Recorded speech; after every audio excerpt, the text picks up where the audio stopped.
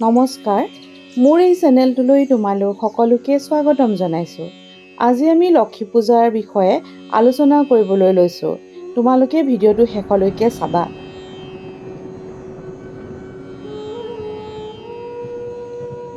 লক্ষী পূজা ধনৰ অধিষ্ঠাত্ৰী দেৱী লক্ষ্মীক উৎসৰ্গা কৰি হিন্দু ধৰ্মাৱলম্বী লোকসকলে লক্ষী পূজা পালন কৰে।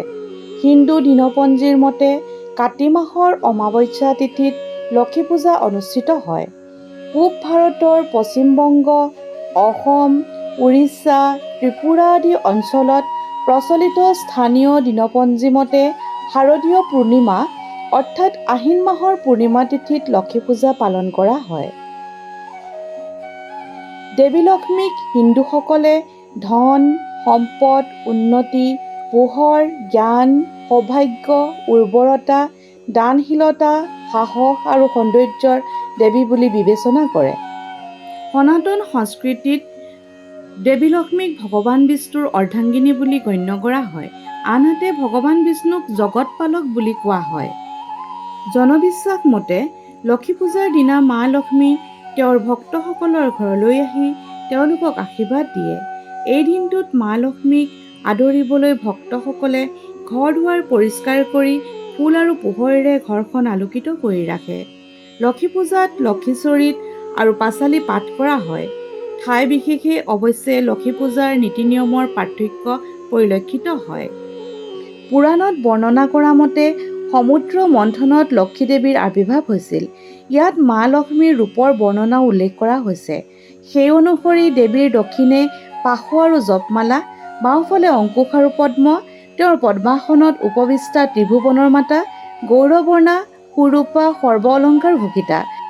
তেওঁৰ বাওঁ হাতত স্বৰ্ণপদ্ম আৰু দক্ষিণ হাত বৰদা মুদ্ৰা ৰক্ত। অৰ্থাৎ মা লক্ষ্মীৰ বৰ্ণনা এনেদৰে কৰা হৈছে। তেখেতৰ গাত মণি মুকুতাৰে গাঁথনি কৰা ৰত্নমালা আছিল। তেখেতৰ দুয়ো হাতে পদুম ফুল আছিল। পদুম ফুলৰ ওপৰত বহি তেখেতে ত্ৰিভুৱনৰ মাতৃৰূপে প্ৰকাশ পাইছিল।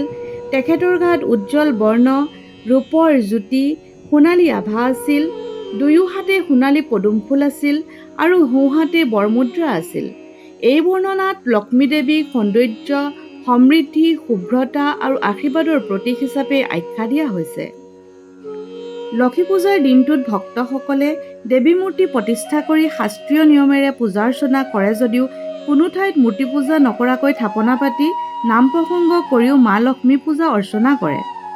ধৰ্মীয় বিশ্বাস অনুসৰি লক্ষ্মী দেৱীৰ আশীৰ্বাদত অভাৱ, অনাটন, সুখ, অশান্তি, অপায়, অমংগল দূৰ হয় আৰু ধন সম্পত্তি, ঐশ্বৰ্য, বিভূতি, সুখ শান্তিৰে সকলোৰে জীৱন উপচি পৰে। লক্ষী পূজা কেৱল এটা ধৰ্মীয় আচাৰেই নহয়, ই সামাজিক আৰু সাংস্কৃতিক এক গুৰুত্বপূৰ্ণ দিশো বহন কৰে। পৰিয়ালৰ সকলো সদস্য, বিশেষকৈ মহিলাসকলে আগভাগ লৈ ঘৰ-দুৱাৰ সজাই নৈবেদ্য আদি তৈয়াৰ কৰি লক্ষ্মী দেৱীক আদৰণি জনায়।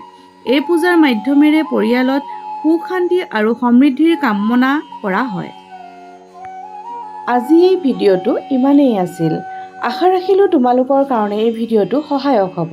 যদি সহায় হ'ব বুলি ভাবিছা তেন্তে লাইক নিশ্চয় কৰি থবা আৰু নতুন ভিডিঅ'সমূহ পাবৰ কাৰণে চেনেলটো ছাবস্ক্ৰাইব কৰি কাষতে থকা বেল আইকনটো টিপি অল কৰি থবা। ধন্যবাদ।